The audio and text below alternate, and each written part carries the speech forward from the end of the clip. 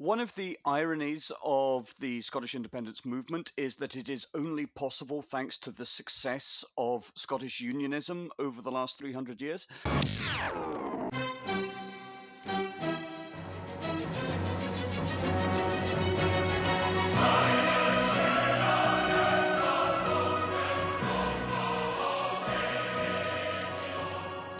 With all of Europe hypnotised by the Euro Football Championship, the Scots had their eyes set for their derby match against the English.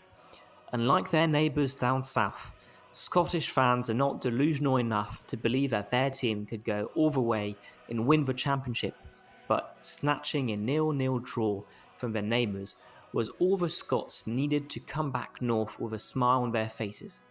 A far cry from the fierce battles of Bannockburn and Culloden, where Scots and English slaughtered each other, these sporting rivalries remind us nonetheless that in many ways, the Scots remain a distinct nation. Back in 2014, the Scots even held a referendum on independence from the United Kingdom, which was rejected by 55.3% of the voters. But since 2014, the United Kingdom has gone through its own political revolution, leaving the European Union at the dismay of the stringently pro-European Scots. 7 years and 2 prime ministers later, the ruling Scottish National Party is calling for an Indie Ref 2, a second referendum on Scotland's membership in the United Kingdom. Will the tides of history inevitably lead to a Scottish independence? To make the case for and against an independent Scotland, we have with us two flying Scotsmen who know the history of the Anglo-Scottish Union by heart and follow the political manoeuvring in both Westminster and Holyrood. But before we go on, if you trust us enough to come back every week, don't forget you can really help the show continue to grow by sharing it with a friend or writing a review. Take a minute now to do it, or I'll haunt your dreams with my worst imitations of a Scottish accent. And trust me, you do not want to hear that.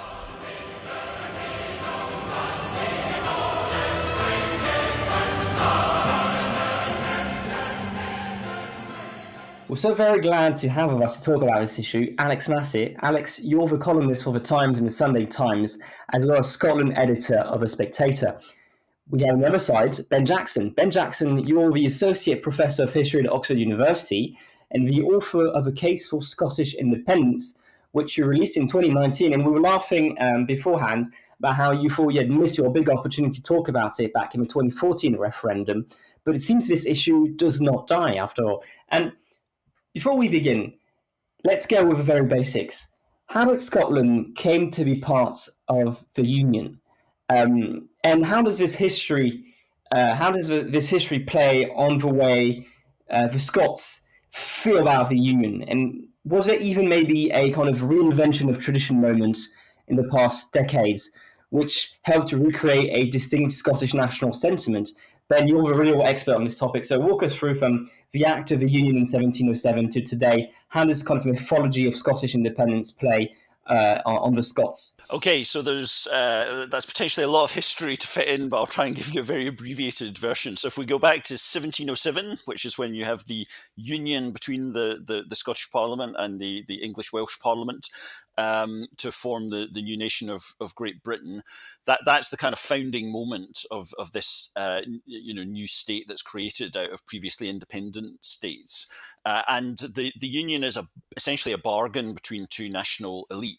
The English side is concerned about national security, about its borders, safeguarding a Protestant monarchy, whereas on the Scottish side, they see the Union as being about improving the economic position of Scotland, and I suppose in more prudentially kind of averting a more kind of full-scale coercive English takeover of Scotland. So the kind of crucial point about the Union is it's legitimated as a voluntary act that's undertaken for mutual self-interest. It's not an act of colonisation or military coercion, and the kind of founding ideology of the Union on the Scottish side is that it preserves the distinctive character of Scottish society. It preserves the distinctive religious life, educational system, legal system, various institutional aspects of Scottish society that are different from England. So that's the kind of founding moment. And what you can see from that, I guess, is that it's not a sort of easy historical narrative for nationalists, because it's this act of bargaining between elites. It's not a kind of act of coercive takeover. And if you kind of fast forward from 1707 to the late 20th century, what you see when you get there is that Scotland has been fairly successfully integrated economically and politically and with the rest of the United Kingdom. It's benefited from industrialisation, from the economic boom. Scotland has been a sort of partner in the project of the British Empire across the 19th century. So in many ways, Scotland is very well integrated by the late 19th century. But from about the 1970s onwards, you start to get the rise of a more popular form of separatist nationalism in the form of the Scottish National Party that is seeking independence. And in response to that, you get the other parties who favour the remaining part of the United Kingdom advocating for a sort of halfway house between independence and the status quo, which is devolution and the creation of a Scottish Parliament. And particularly the Labour Party starts to adopt that. And I guess in terms of the reinvention of tradition, what you see in the 70s and particularly in the 80s is a kind of vision of Scottish political identity is created as a sort of left-leaning nationalist, sort of almost labourist political culture. And so the argument becomes Scottish democratic autonomy is necessary in order to fend off deindustrialization, Thatcherism, neoliberalism, all of those sorts of things. And so that's the kind of framing in which Scottish nationalism takes shape across the 80s and 90s. Alex? Yeah, I mean, one of the ironies of the Scottish independence movement is that it is only possible thanks to the success of Scottish unionism over the last 300 years. Because one of the key ambitions, and Ben touched on this a moment ago, one of the key ambitions of Scottish unionism ever since 1707 has been to preserve that idea of Scotland as a distinct place, a distinct nation within a larger nation. And had that not been successful, had that ambition not been, had unionists not succeeded in that, nationalism would have a very much more difficult task to, if you like, recreate the idea of Scotland and the potential of Scotland to be an independent country. And what I would also then argue is one of the further ironies of the current moment, or of the last 50 years, actually, is that the case for independence has been strengthened by the fact that in many respects, Scotland and England have never been more alike. There are certain issues where there are differences of opinion. I mean, the European question is obviously one, although there, in part, Scottish enthusiasm for the European Union is perhaps related to English skepticism of the European Union. And so it becomes another way of defining a degree of difference, of insisting upon difference. But that difference is insisted upon because in so many other respects, we are so alike. And a visitor from a distant galaxy might look at this small island and think, well, these people are so alike, and the geography of the place is what it is, that it makes sense for them all to be part of one country. And it's precisely because of that we have a more energized sense of Scottish identity that expresses itself in many different ways, but it is consistent with the traditions of Scottish unionism as well, because unionism in Scotland is also a nationalist movement. It just exists on a different part of the spectrum. Narcissism with small differences, if I may say so.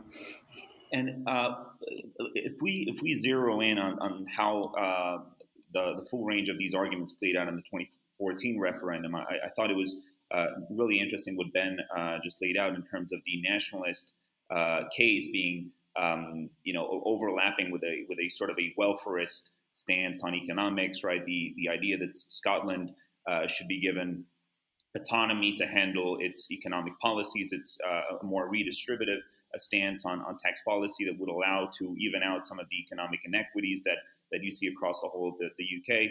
And that really kind of sets the Scottish case apart from other regional independence movements. And when you think of Catalonia, for instance, in Spain, and I wonder if you could walk us through how all of these issues played out in 2014 particularly. It seemed like in that referendum, the economic case really won the day, right? The idea that a free and independent Scotland would be an impoverished Scotland whose access to the EU would not be guaranteed. It would be probably even be vetoed by countries such as the UK and Spain. So walk us through how all of these arguments played out back then. Yeah, so I think you're right that in 2014 it was risk aversion that won the day in the referendum, in the sense that people who voted to remain in the UK were persuaded by these arguments about how difficult the economic transition would be to a new state. There's the sort of the fact that there wouldn't be as high a level of public spending as there is under the Union.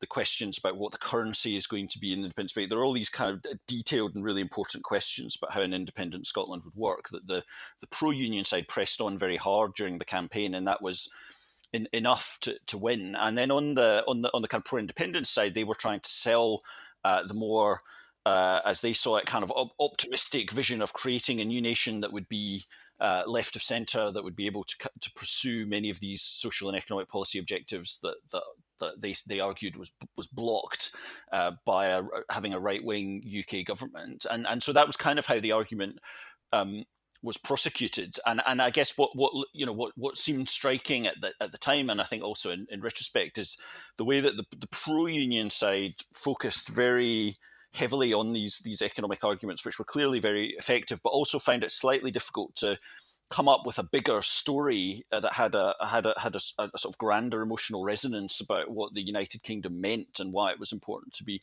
part of it. And on the other side, on the pro-independence side, they had the sort of emotional resonance, the kind of idea of democracy and democratic sovereignty, but they found it a lot harder to grapple with these detailed technical questions about what an independent state would look like.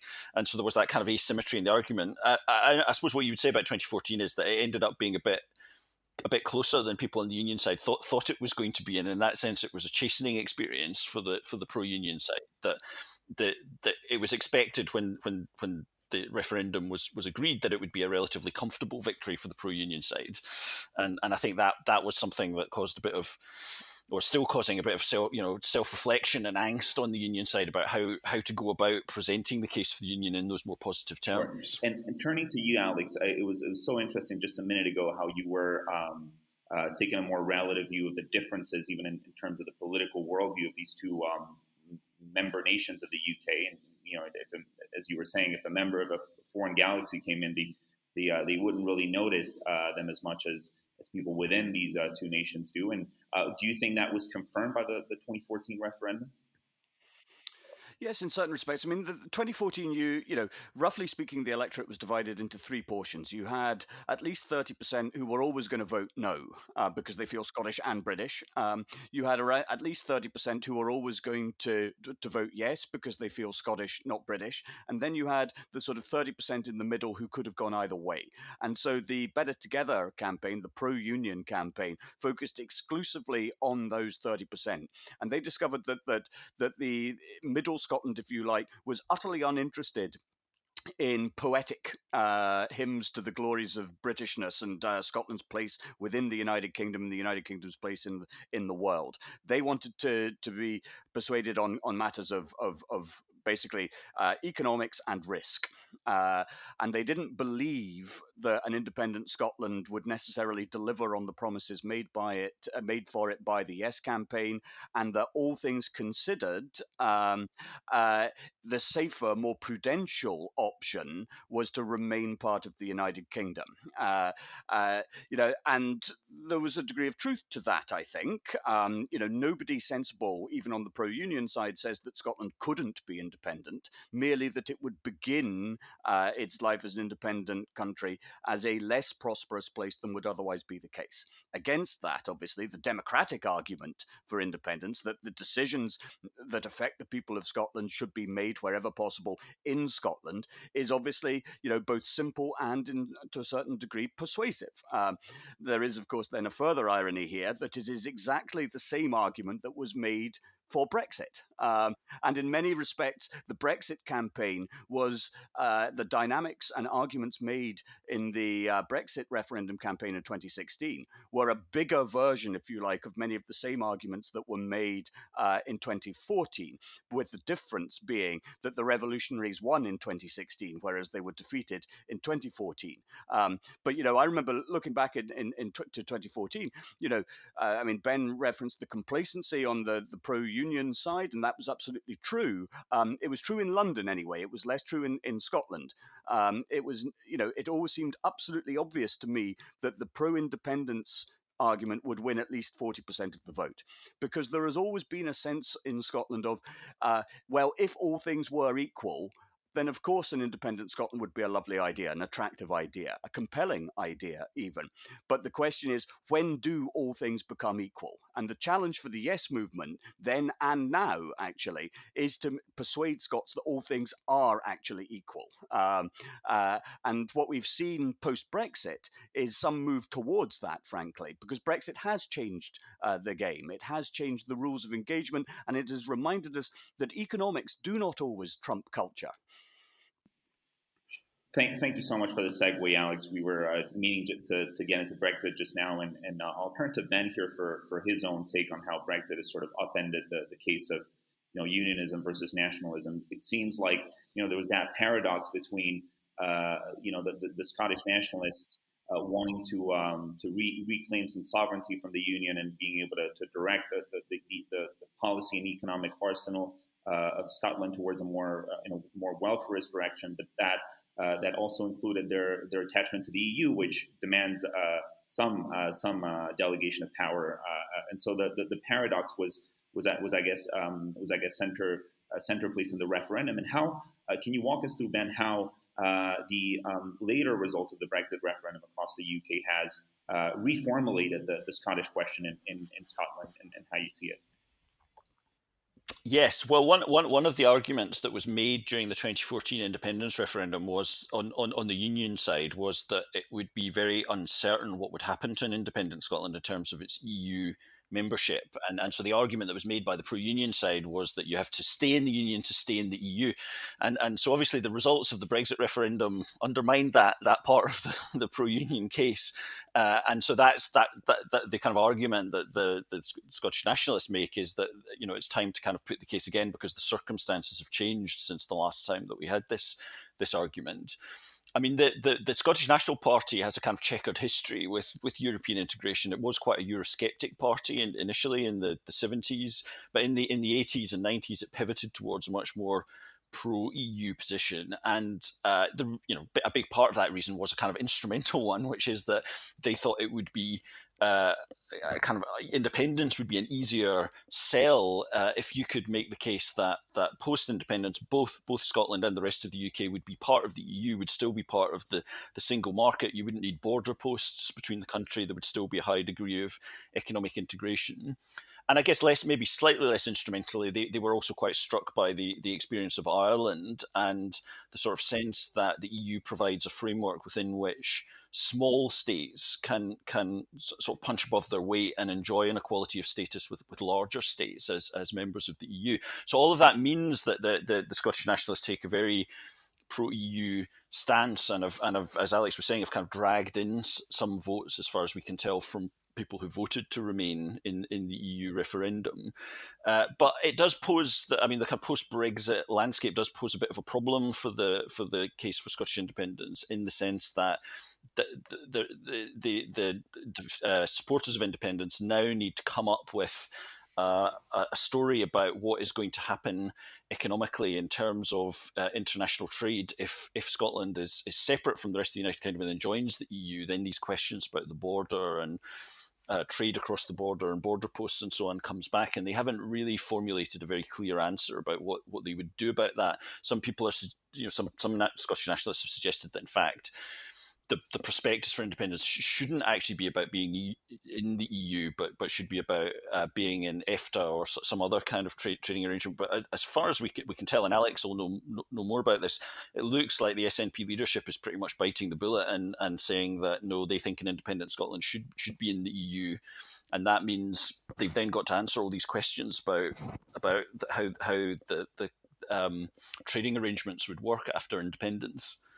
Yeah, I mean, I agree with all of that. I mean, one of the other things, of course, is about the European question is that the SNP formally commits itself to what it calls independence in Europe at the 1992 general election, Westminster general election, and I think that's partly informed, obviously, by the events of 1989, the collapse of the Soviet Union, the re-emergence of long-buried states across Eastern and Central Europe, is a moment in history where people in Scotland suddenly think, well, hang on a minute, actually, to a certain extent, couldn't some of that apply to us here in Scotland as well?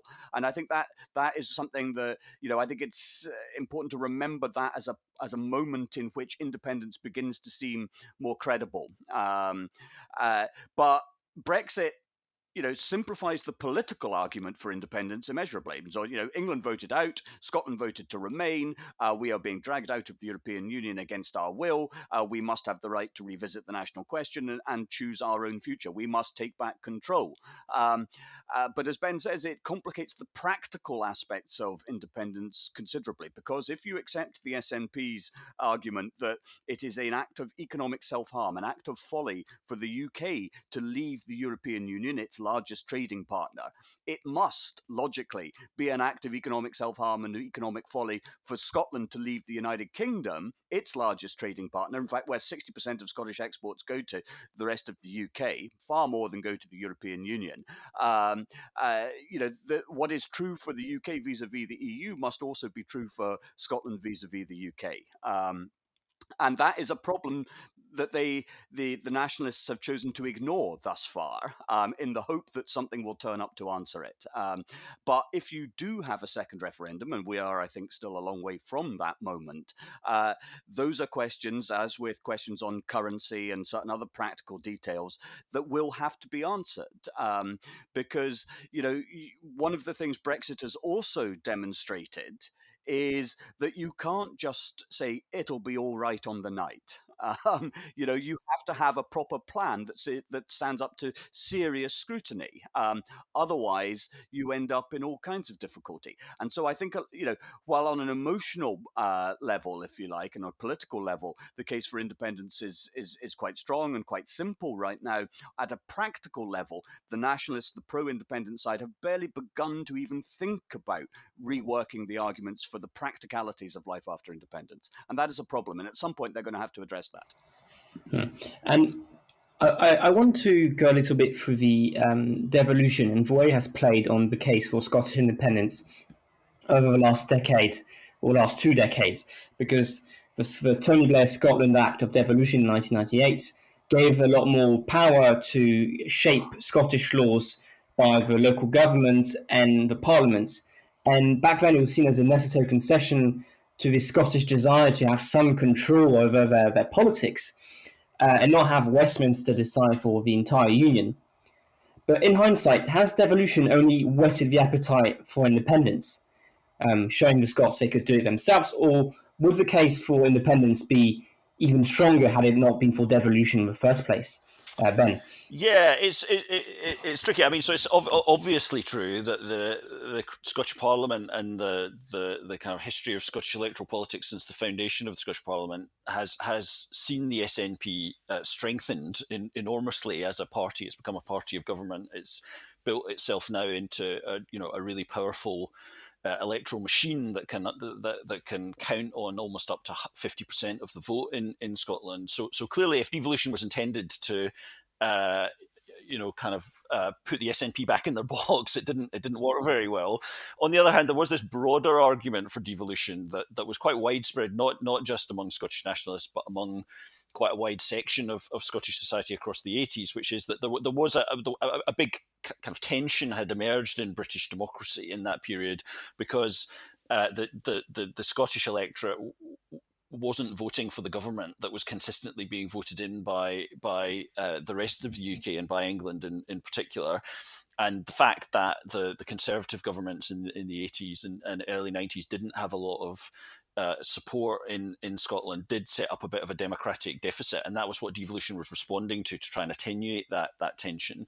And I would guess that had, in some sort of weird counterfactual scenario in which Labour came to office in 97 and didn't institute a Scottish Parliament, there would have been a significant move of votes to the SNP. How significant, I don't know, but it would have been seen as a betrayal of that kind of conversation that had begun in the 80s and 90s. I mean, I think maybe what the other kind of counterfactual scenario that is sort of more plausible is, what would have happened had the Scottish Labour Party managed to run a more effective political operation under devolution, because sort of looking back, there are these junctures where things didn't have to play out the way they did. I mean, the 2007 Scottish Parliament election that sees the SNP come to power was very close. Maybe a more effective Scottish Labour operation at that point might have nicked that election. The 2011 election, where the SNP actually get a majority in a proportional representation parliament, which is not supposed to be possible, that had there been a more effective Scottish Labour operation, then maybe they might have prevented the SNP getting a majority. I mean, there are these, there are sort of mistakes, I think, that have been made on the other side that might have taken some of the wind out of the sails of the SNP, because we can sort of see in retrospect that when you get to 2014, there was basically a section of the kind of traditional Scottish Labour electorate that, if they were presented with a forced choice between do you want independence or do you want more conservative government from London, were inclined to choose independence. And that was the kind of big moment in the 2014 referendum that kind of realigned the electorate and sort of undermined that Scottish Labour electoral coalition. And so in a way, Scottish Labour wanted to try and, in retrospect, prevent that happening, prevent the 2014 referendum happening, and they didn't manage to do that. And you can look at the example of Wales, where there's also a devolved assembly, and the Welsh Labour Party seemed to be more effective at kind of balancing out that sense of having a distinctive Welsh identity but being part of the UK.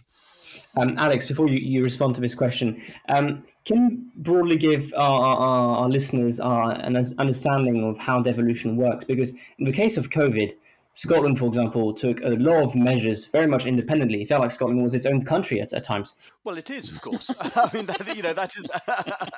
I mean, the United Kingdom is a very unusual country because it is a nation state itself, obviously, but within it, it contains national, not regional identities, and that distinction between national and regional makes all the difference. You know, prior to the establishment of the Scottish Parliament, there were.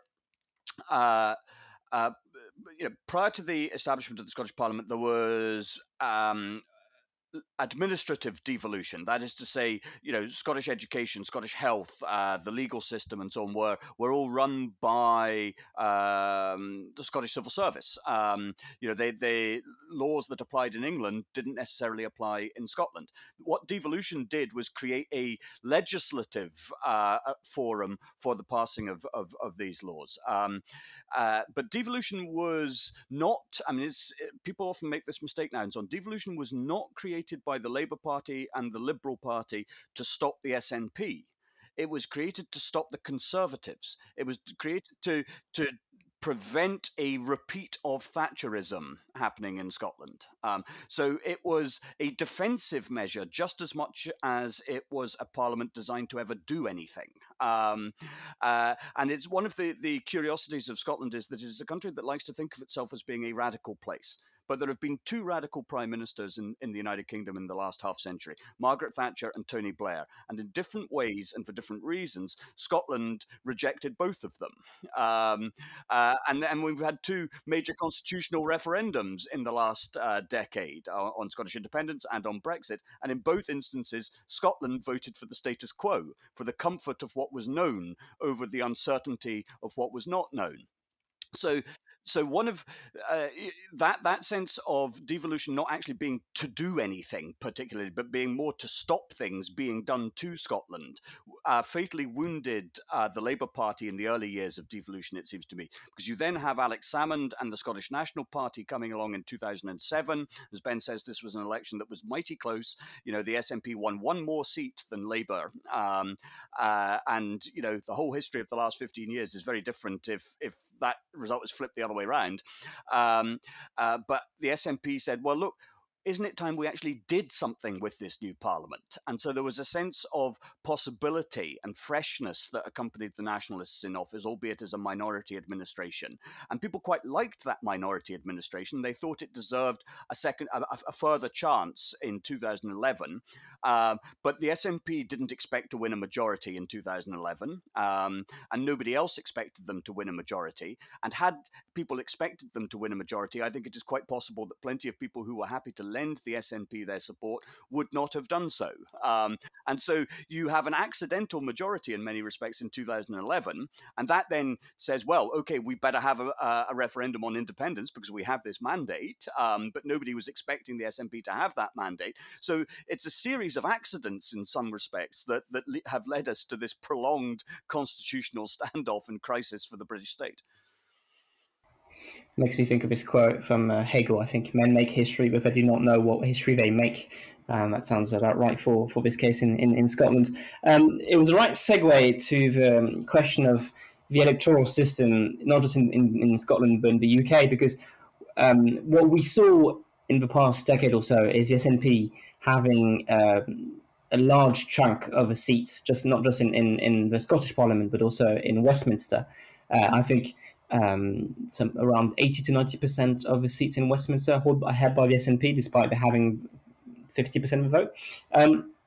Could it be that the Union is paying the price of its first past the post electoral system?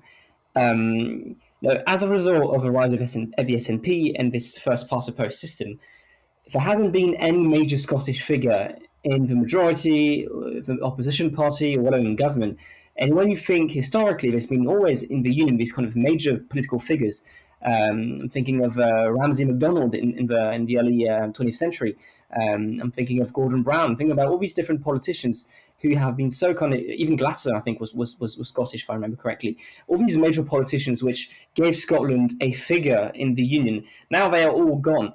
Which means that the UK is largely run by English politicians. Is it possible for the Union to build consent among its different nations with the current electoral system, or are we reaching a point where this system needs to be changed? Ben? Yeah, I think there's a lot in that. I mean, I suppose it's a bigger cultural issue in British politics, the kind of winner takes all style of the system. So one aspect of it is the electoral system, as you were saying, and I suppose that plays out in the Scottish seats where you see the SNP sweeping the Scottish Westminster seats.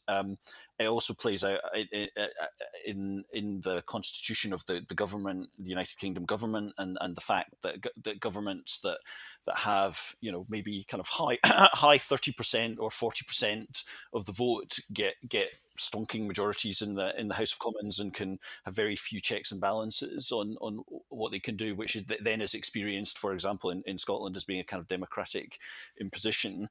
So I think it is a big issue. I mean, there seems very little prospect of that changing in the near future, because I mean, I suppose it's a bit like the kind of question of whether the Westminster government would agree to holding another referendum of Scottish independence. They're probably not going to do that because they might lose it. And equally, they're not that keen. Westminster governments are not that keen on changing the electoral system because they're the beneficiaries of the electoral system that puts them in place. But I think I think it definitely is a kind of issue. I mean, in terms of the way that the kind of vote splits in Scotland at the moment, I mean, there sort of broadly looks like there's a kind of 50-50 split between supporters of independence and supporters of the Union, but the Union side is fractured between different parties, between the Labour Party and the Conservative Party and Liberal Democrats to a lesser extent, where the SNP hoover up most of the votes and the Scottish Green Party to a lesser extent, they hoover up the pro-independence votes. So that kind of puts them in a stronger position to win elections, both in the Scottish Parliament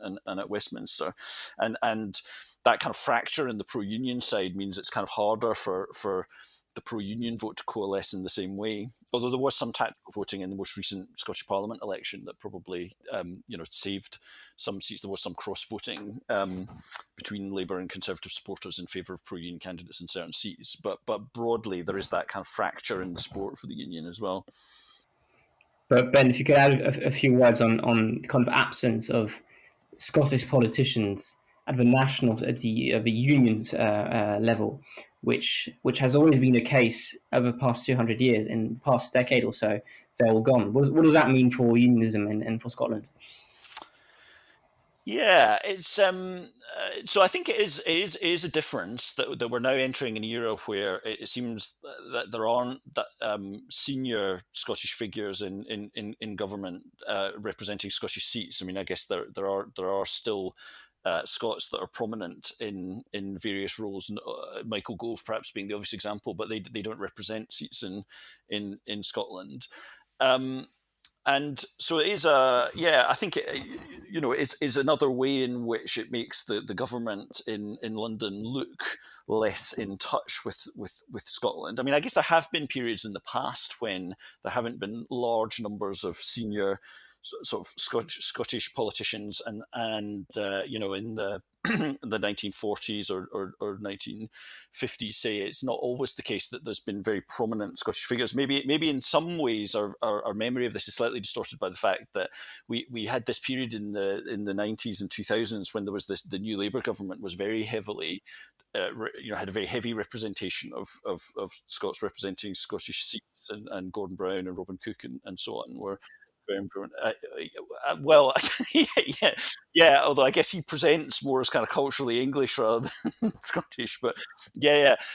So it may be that our memory of this is slightly distorted. I mean, I think it is. I guess it is. What's different is having a party representing Scottish seats that is not contesting elections in the rest of the United Kingdom, but is only contesting elections in Scotland, and so in that sense is not integrated into the kind of bigger British political system, and that does set up a bit of a tension, which in some ways politically may play to the advantage of the Conservative Party, because the Conservatives have been, at the last few general elections, have been quite skillful at kind of portraying the dangers of having SNP representation in government in informal coalition with Labour. In some ways, the kind of the SNP versus Conservative dynamic suits both parties in some electoral respects. Completely. The problem for unionism is the weakness of the Labour Party. Now, and the bigger problem for unionism still is the weakness of the Labour Party in England. Not the weakness of the Labour Party in Scotland. That is to say that a Labour Party in England, I think, is a Labour Party. A Labour Party that can win in England is a Labour Party that can win in Scotland. But it has to be that way round. Labour's recovery in Scotland will not come before any recovery in England. And there's a further difficulty for Labour, which is that the more the Conservative Party becomes the party of England, which is something that is quite clearly happening now, that Boris Johnson's nationalism, although it wraps itself in the Union Jack and so on, it is fundamentally an expression of a particular English form or a particular English idea of Britain and Britishness. So it is in effect really an English nationalism. If that squeezes Labour in England, then the obvious counterbalance to that in Scotland is not the Labour Party. It's the SNP, which stands up for Scotland, which is, if you like, the political articulation of a distinct Scottish sensibility. And that has been the SNP's brilliant piece of positioning, has been to persuade people in Scotland that a vote for the SNP is the only way to, if you like, guarantee protect Scotland's voice, both within the Union and one day outside the Union. So to that extent as well, actually, ironically, the SNP is the inheritor of a unionist tradition in which Secretaries of State for Scotland in the pre-devolution era understood themselves to be Scotland's man in the cabinet for the most part, just as much as they were the cabinet's man in Scotland. And so the SNP is actually, if you like, taken on that inheritance from unionism, albeit obviously with a very different destination in mind. I had to double check you wrote for the Spectator when you said that the fate of Scotland depended on the Scottish Labour Party. Yeah. I mean, from a unionist point of view, it is absolutely obvious that a Labour victory in the next general election would be preferable to another Conservative victory, because although Labour, you have roughly a quarter of people in Scotland will vote Conservative, but for the other 3 quarters, a Conservative government at Westminster is their least favoured option, whereas a Labour government at Westminster, okay, people in the SNP wouldn't necessarily like it, but a Labour government is going to be everybody's second choice, if you like, as well as obviously being the first choice for Labour supporters. And so to that extent is much less offensive to Scottish sentiment than a Conservative government, let alone a Conservative government led by somebody like Boris Johnson, because Boris Johnson is a problem. Yeah, it's really fascinating to see how much of the drive for independence is run by kind of anti-tourism, in the sense that the ship has been captured by the Conservatives and will be captured for another decade, and therefore we need to leave the ship. Yeah, Yeah. Nicola Sturgeon's has more or less admitted this, that in the last couple of years, that to the extent the case for independence has been strengthened, it has been strengthened by events in London, not by anything she or any other Scottish nationalist has said in Edinburgh or Glasgow. So it is a reactive movement just as much as it is a proactive one. Now, at some point, as I think Ben and I both agree, the SNP are going to actually have to say something about, well, what would the practical aspects of independence look like? But at the moment, they don't have to, because they need only ask people in Scotland to peer south of the border and say, do you really want to have a lot more of this? And people sort of say, well, no, I'm not sure I do. Unless Ben, you've got any comments on this, but I want to look a bit forward, because we've covered a lot of ground, but let's kind of do a bit of perspective work. Right now, it seems that this issue is pretty much deadlocked, with Boris Johnson not wanting to allow Nicola Sturgeon to hold a Indy Ref 2, as it called, a second referendum. This creates a lot of tension, because nothing can really happen otherwise. Can this deadlock last forever?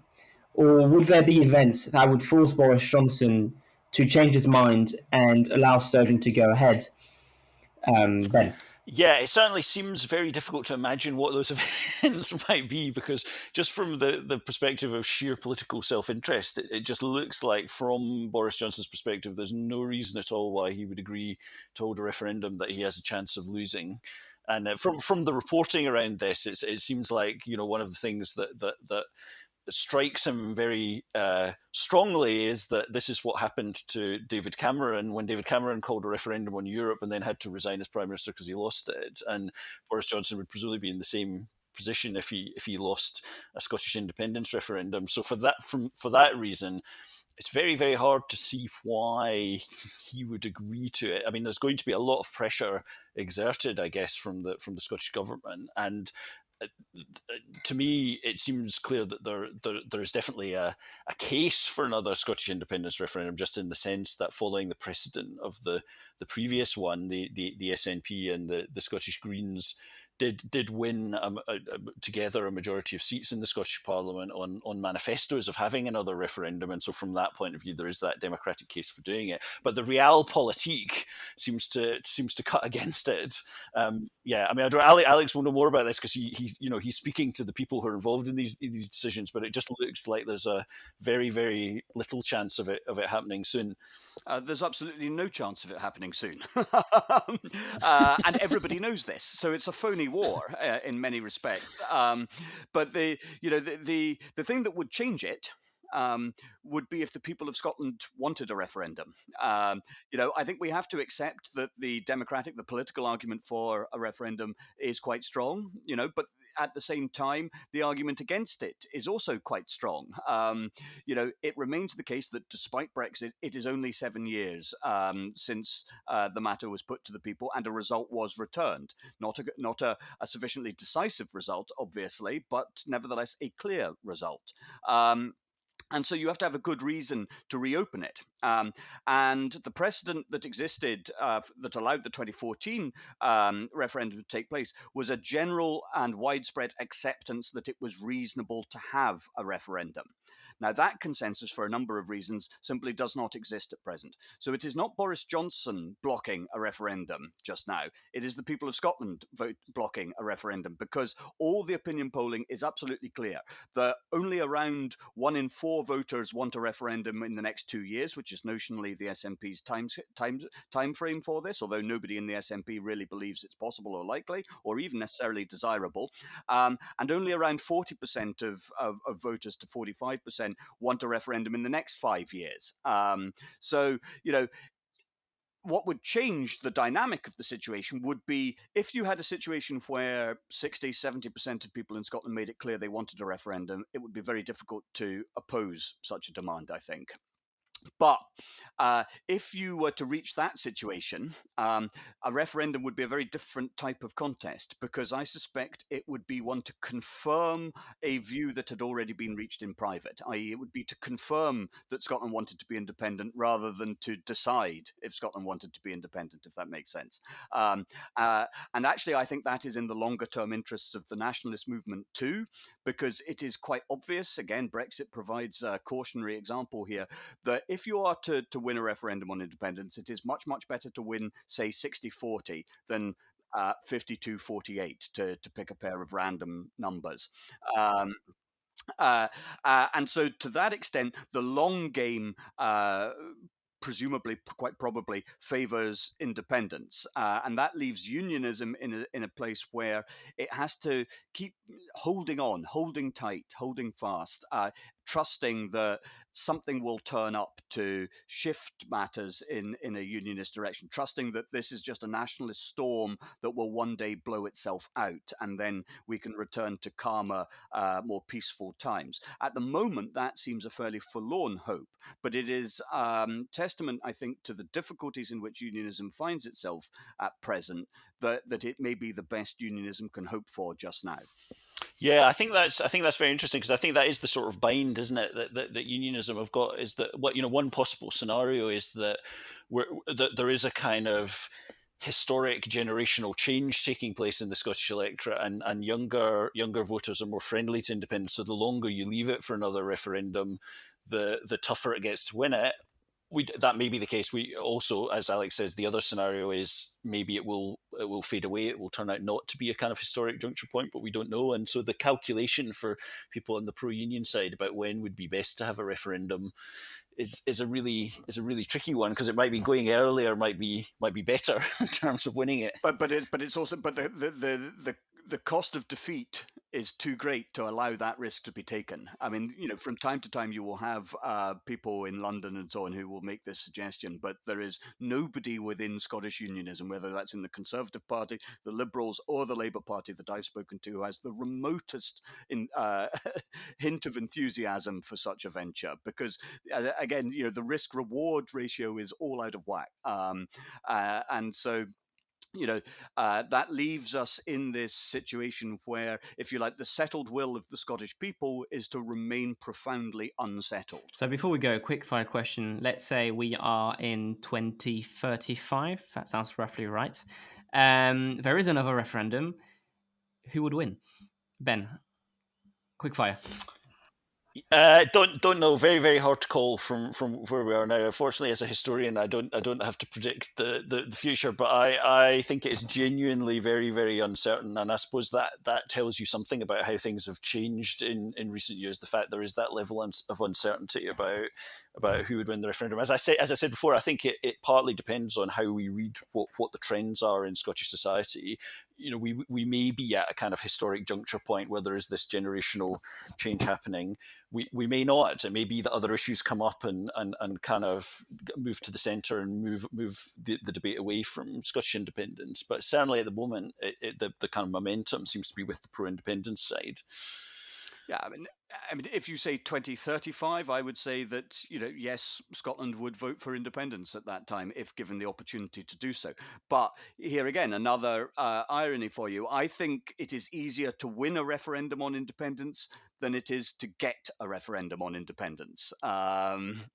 And the conditions for getting that referendum have not yet been met, and there is no prospect of them being met in this Parliament. Perhaps things will change in a few years' time, but at the moment, we are in this sort of sense of equilibrium where both sides are actually evenly matched, and neither can be certain of victory. And so it's like that, that thing from the 1980s movie War Games, where the moral of the story is that the only way to win the game is to refuse to play the game.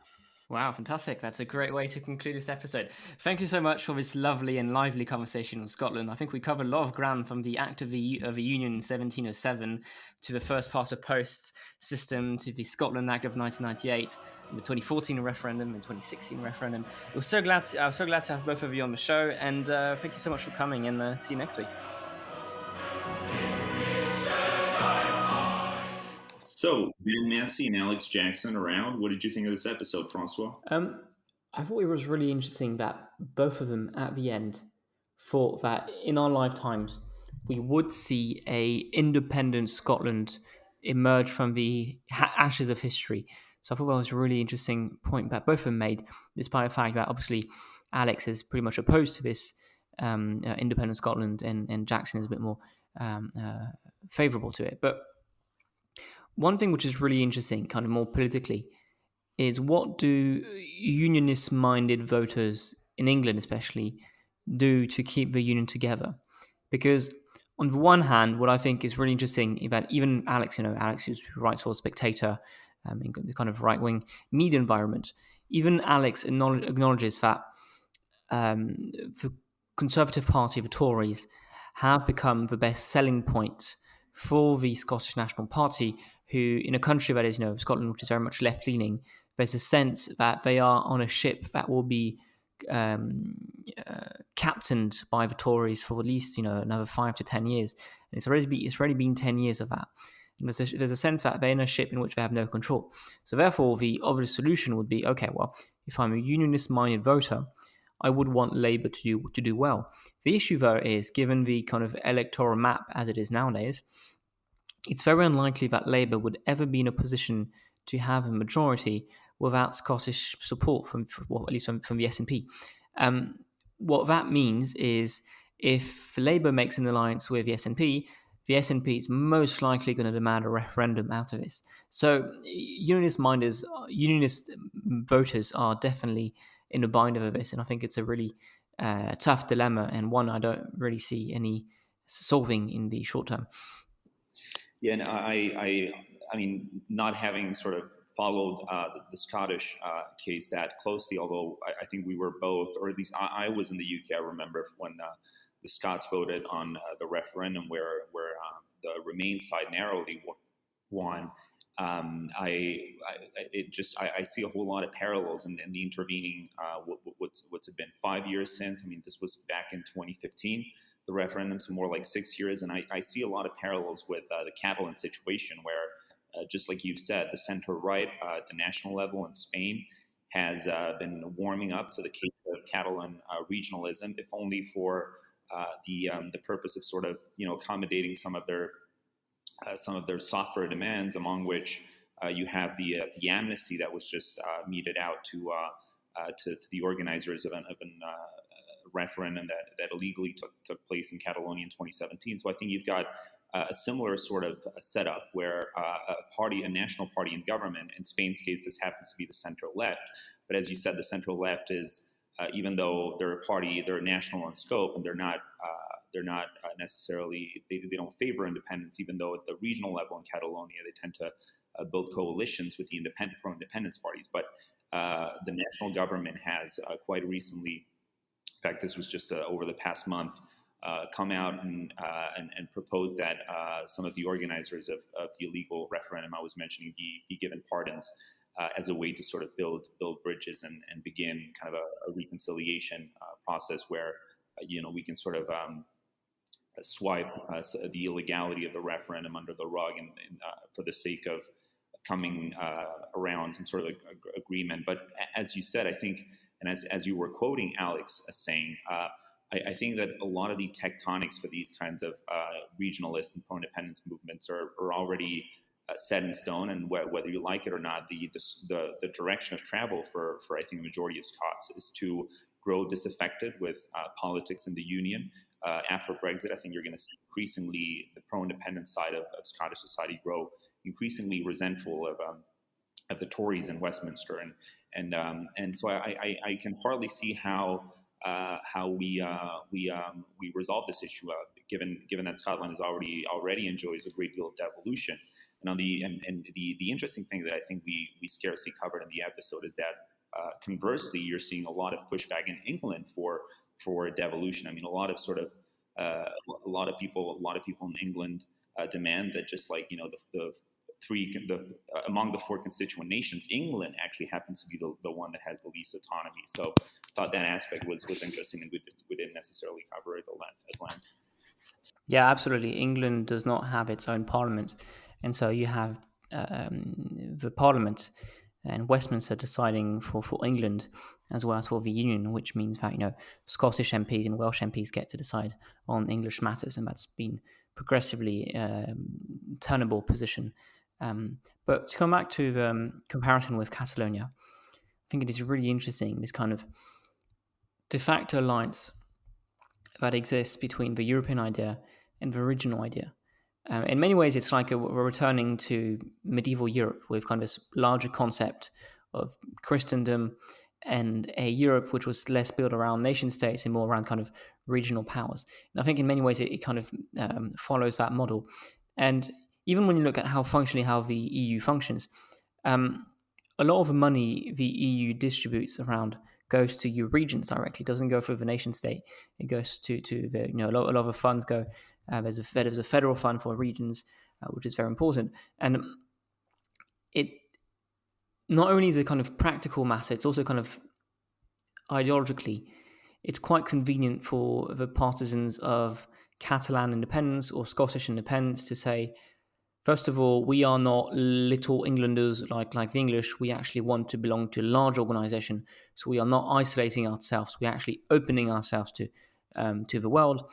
And in addition, it allows, I think that's something we will be covering next week on an episode, but there is something quite fashionable about saying, we are pro-European, because it's like having a sense of identity without having the risk of being seen as, chauvinistic or closed-minded. Someone who's pro-European is not chauvinistic by kind of understand we have pro-European. So in many ways, the existence of Europe has been, in the end, a very strong case for further regional devolution, and in the case of Scotland and Catalonia, even maybe independence. Yeah, and I think this puts a lot of these national governments in places like the UK and Spain on the back foot. I mean, you've got obviously, as a matter of sort of constitutional basics, whatever government rises to power in either of these countries is going to, staunchly rally around the integrity of the territory and the integrity of the state, right? And secession from that state runs afoul of the Constitution, which prescribes that the nation should remain one. And what you see is that this really played out quite prominently when it came to the illegal referendum in Catalonia, where these pro-independence parties, which actually spanned the political spectrum, you had the kind of the leaders in the coalition were sort of the bourgeois center-right Christian democratic parties, the THEU, as they're called, but you also had the moderate center left, some parties of the center, well, the sort of the progressive left, the pro-independence progressive left. This party is called ecstatic, and they rallied around, and they've got a coalition, which is a governing coalition. They've run the regional government for many years in the running, and their campaign, as you just explained, their messaging is inherently pro-European. In fact, precisely because they want to be an independent member state of the EU, they label the national government as this sort of backward, as this backward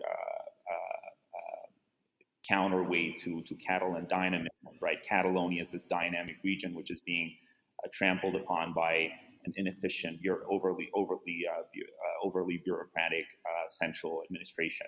Right. So as you said, I mean, it happens to be the case that both in Scotland and in Catalonia, I think across most of these regional movements, the case for regional independence is tied up with this larger argument for a Europe of the regions. And as you said, Europe already disperses a lot of money. They even have a Parliament of Regions, right? The Committee of Regions. So within the whole European institutional architecture, regions have always played a major role. And I think the pro-independence leadership in all of these regions is very sagely played with some of the resources, the money that comes from Europe. They've also lobbied heavily the EU. They even have embassies. I mean, Catalonia has embassies, not just in Brussels, but worldwide. You would be surprised. I mean, these people have been very, very sagely and wisely kind of building up a whole messaging and a whole campaign for, in the case they do someday become independent. Yeah, and to come back to the Spanish, English, Catalan, Scottish comparison, I think the very reason we will never see Scotland in the EU, or at least not in the short term, is because the Spanish will ferociously oppose it. But to conclude, thank you so much to Alex and Ben. Thank you, Jorge, as well. This is our penultimate episode. We have another fantastic one coming next week, so stay tuned. If you're still with us at this point, well, maybe it's time to consider to show your love for us and, share the show with a friend, write a review, and all the rest, of course. But again, no, we don't have any Geico ads, any stupid stuff like that. So, if you want to show the support, do the simple things. They really help a lot. And again, see you next week. And in addition to reviewing positively the podcast, I would greatly encourage any and all of our listeners to warmly wish Francois a happy birthday. This was just a couple of days ago. So happy birthday. Thank you, Jorge. Yes, it was. It was 12th of July. It's pretty much a French national. It's pretty much Bastille Day. I was 2 days off Bastille Day. My dream would have been to be born on 14th of July. So I would be the ultimate French patriot. Two momentous. Thanks, Jorge. Exactly. Two momentous days for French nationhood. Francois' birthday. And exactly. I hope so. I hope so one day when you look up on Wikipedia for 12th of July is more important than the 14th of July. Anyways, thank you so much to all of you, and see you next week.